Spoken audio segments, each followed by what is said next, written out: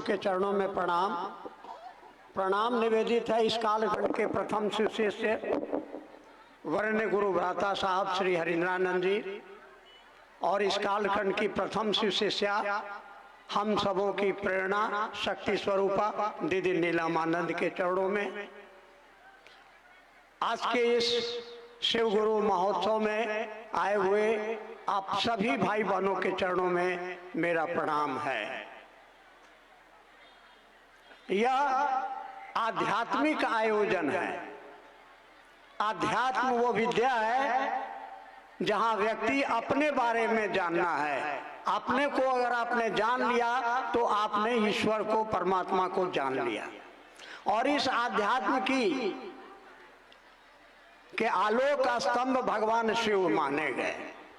तो सबसे पहले तो मैं यहाँ उपस्थित अपने सभी गुरु भाई गुरु बहनों को इस बात के लिए बधाई देता हूँ, अपने दिल से उनके प्रति अपना सम्मान कि आपने आदमी एक शिव शिष्य को देखने के लिए तरस जाता है और यहाँ इतनी बड़ी संख्या लाखों की संख्या में हमारे गुरु भाई गुरु बहन हैं। आपसे बड़ा भाग्यशाली इस धरती पर कोई नहीं। ऐसा मैं नहीं, हमारे वरण्य गुरु भ्राता साहब श्री हरिंद्रानंद जी कहा करते थे, हमारी दीदी नीलम आनंद कहा करती थी। आप बड़े भाग्यशाली हैं। कहाँ हैं? अरे छोटा मोटा शादी ब्याह होता है तो ढोल बजाते हैं, उत्सव मनाते हैं, और आप यहाँ लिखा हुआ है विराट शिव गुरु महोत्सव। ये महोत्सव यहाँ हम लोग काहे के लिए इकट्ठा हुए हैं? अरे साहब ने कहा माना कि हम पैदा हुए सुंदर नहीं, काला कलूटा चेहरा टेढ़ा, सुंदर पत्नी नहीं मिली, अच्छा खानदान नहीं मिला, अच्छा परिवेश नहीं मिला, कुछ भी धरती पर अच्छा नहीं मिला। लेकिन साहब श्री हरिनानंद जी के अनमोल वचन जो आने वाली सदियों तक जिंदा रहेंगे और हमारे आपके दिलों में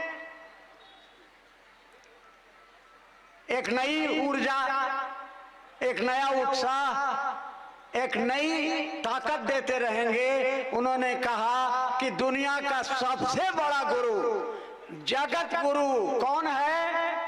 जगत गुरु कौन है? आप सबके मुंह में दही जमा हुआ है। अरे पहला सूत्र में रोज पढ़ते हैं, क्या बोलते हैं? हे शिव आप मेरे गुरु हैं। आप कितने बड़े भाग्यशाली हैं कि वह गुरुओं का गुरु जगत गुरु कौन है? आपका गुरु है, मेरा गुरु है।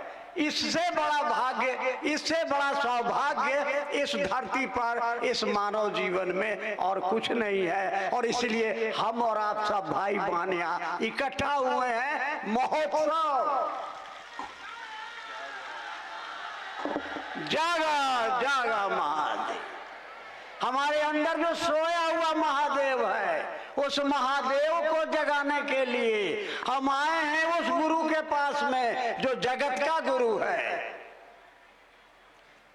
आज से 10,000 साल पहले से हमारे पास जो उपलब्ध सामग्रियां हैं, कहती है कि 10,000 साल पहले से वह महादेव हमारे इस भारत भूमि पर, पवित्र भारत भूमि पर पूजित रहा। पशुपति के रूप में उनकी पूजा होती रही। ऋग वेद में उनको रुद्र कहा गया, अथर्व वेद में उनको महादेव, ईश्वर, महेश्वर सारे नाम दिए गए। लेकिन वह महादेव इन 10,000 वर्षों में आप जरा देखें, गौर करें, उनके 124 शिष्यों और प्रशिष्यों का नाम आता है। वो जगत का गुरु दधीची, परशुराम, अगस्त, दुर्वासा, ये बड़े बड़े नाम। इन लोगों ने शिव को गुरु माना, शिष्य बने, लेकिन जनमानस को उस जगत गुरु शिव का शिष्य बनने के लिए प्रेरित नहीं किया। इन 10,000 वर्षों में हुआ क्या? हमने और आपने, हमारे ऋषि और मुनियों ने, हमारे अच्छे गुरुओं ने हमारे अंदर में ये प्रेरणा दी, और नतीजा क्या हुआ कि पत्थरों में हमारे शिव उतर आए। आज भी उन पत्थरों में आप काशी जाएं, विश्वनाथ जाएं, आप देवघर जाएं, आप जहां भी जाएं, शिव मंदिरों में जाएं, तो आप देखेंगे कि वे पत्थर इतने जीवंत हो गए हैं कि एक लोटा जल बजाते चढ़ाते हैं और गाल बजाते हैं, और जो आप मांगते हैं वो आपको दे देता है। लेकिन जरा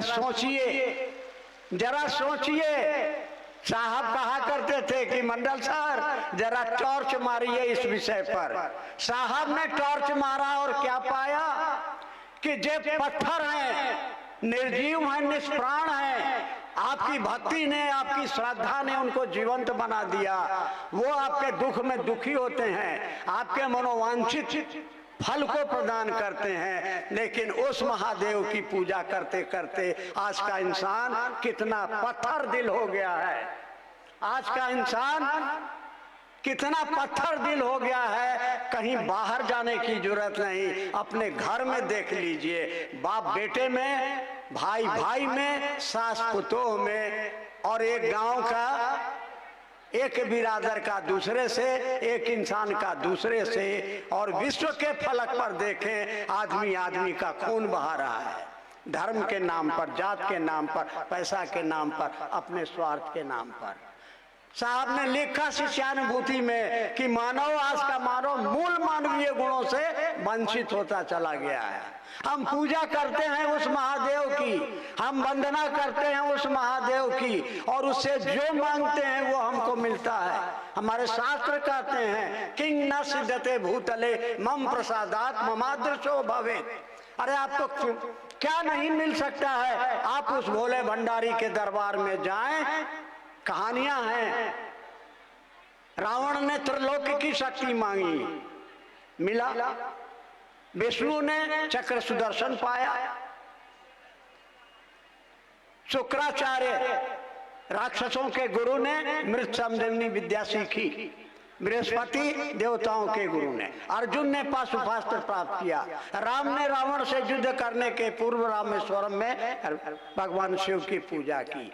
तो राक्षस हो या मनुष्य हो या देवता हो, सभी ने उस महादेव के आगे पूजा की, उनसे मांगा और उन्होंने सबको दिया। ये उनका औढ़रदानी स्वरूप। उन्हीं का एक और बड़ा ही सबसे प्यारा, सबसे सुंदर स्वरूप है ज्ञानदाता स्वरूप। पंचानन, दक्षिणामूर्ति और सदाशिव के नाम से उनका ज्ञानदाता स्वरूप न जाने किन कारणों से जनमानस में नहीं जा पाया। और इन 10,000 वर्षों में पहली बार हमारे वरेण्य गुरु भ्राता साहब श्री हरिनारायण जी का इस धरती पर आगमन होता है। और जब उन्होंने मधेपुरा में पहली बार शिव को गुरु मानने के 8 वर्षों के बाद अपने श्मशान में उनके साथ साधना करने वाले साथियों के बीच में पहली बार कहा कि अरे भैया क्या मसान साधते हो, अरे जरा भगवान शिव को अपना गुरु बना के देखो। और जब लोगों ने कहा कि हम लोगों को तो ये पता है, हाकिम जाने छिए ये महादेव गुरु छथिन, साहब को लगा कि ये क्या कह रहा है। 8 वर्षों से जिस राज को मैंने अपने सीने में छिपा के रखा है, ये आदमी कह रहा है कि हमको मालूम है। अरे तो यही हालत हो गया कि पड़ा पारस बेचे तेल, देखो भाई किस्मत का खेल। मालूम है कि शिव गुरु हैं, और ये आदमी श्मशान में 10 वर्षों से 20 वर्षों से खटाखट कर रहा है। इसको देख के लगता ही नहीं है कि इसमें अध्यात्म जुड़ा है, इसके अंदर कोई आध्यात्मिक आचरण, कोई आध्यात्मिक ज्ञान, कोई आध्यात्मिक विचार तो दिख ही नहीं रहा है। तब उन्होंने इस पर विचार किया, गौर किया और पाया कि सूचना है, समझ नहीं है। हमारे अर्चित भाई, आपके अर्चित आनंद जी, अनु भैया बड़ा सुंदर कहते हैं कि आपको पता है कि आपके गांव में मिठाई रसगुल्ला की बड़ी अच्छी दुकान है, आपको सूचना है, कभी खाए हैं? अगर नहीं खाए हैं तो आपको केवल वागात्मक बोली का ज्ञान है। वैसे ही इस धरती पर लोगों को वागात्मक ज्ञान है कि शिव गुरु हैं, शिव गुरुओं के गुरु हैं, जगत के गुरु हैं। इस वागात्मक ज्ञान से आपको कोई फायदा नहीं है। कब फायदा होगा? साहब ने कहा, ध्यान दीजिएगा, साहब ने क्या कहा, क्योंकि साहब ने जो कुछ किया, अनुभव में पाया, उसको बड़ी ईमानदारी से उन्होंने हमारे आपके बीच में बांट दिया। और इसीलिए आज धरती कह रही है कि जब तक सूरज चांद रहेगा, साहब दीदी तेरा नाम रहेगा। क्या कहा साहब ने? क्या कहा? मैंने जांचा है, मैंने अपने जीवन में शिव को गुरु मान के जांचा है। आपके लौकिक और पारलौकिक मनोरथ शिव को प्रणाम करने मात्र से पूरे होते हैं। आप भी जांच लीजिए, आप भी जांच लीजिए। ये है हमारा जगत गुरु शिव की शिष्यता का आज हम महोत्सव मना रहे हैं, क्योंकि इससे बड़ी उपलब्धि इस मानव शरीर में और कुछ नहीं हो सकती कि हमने शिव को अपना गुरु बनाया है। हमारे साहब श्री हमेशा कहा करते थे, सर मैं और मेरा महादेव जिंदाबाद, फिक्र नॉट मिजाज आप। साहब ने कहा, मरते समय एक बात याद रखिएगा,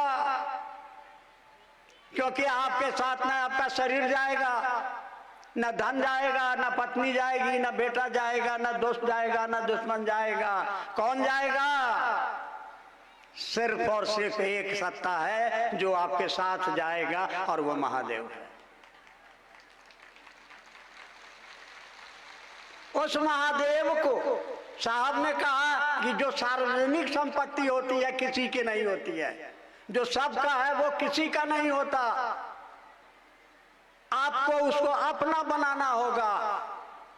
साहब ने कहा उस महादेव को अपना बनाओ। कैसे बनाएंगे? कैसे बनाएंगे? उन्होंने शिष्यानुभूति में लिखा कि शिव शिष्यता में अस्थाई शिष्य भाव अनिवार्य है, लेकिन हमारा और आपका मन चंचल है, हमारे पांव टूटे हुए हैं, हमको बैसाखी की जरूरत है, क्योंकि अस्थाई शिष्य भाव मेरे अंदर नहीं है। तो कैसे पैदा होगा? साहब ने 3 सूत्र दिया। ये 3 सूत्र नहीं, ये वो साधन है जिसकी मदद से आपका मन समझेगा कि महादेव मेरा है। कैसे समझेगा? तो अगर आप रोज यूं ही मिलते रहे, देखिए एक दिन क्या हो जाएगा? प्यार हो जाएगा।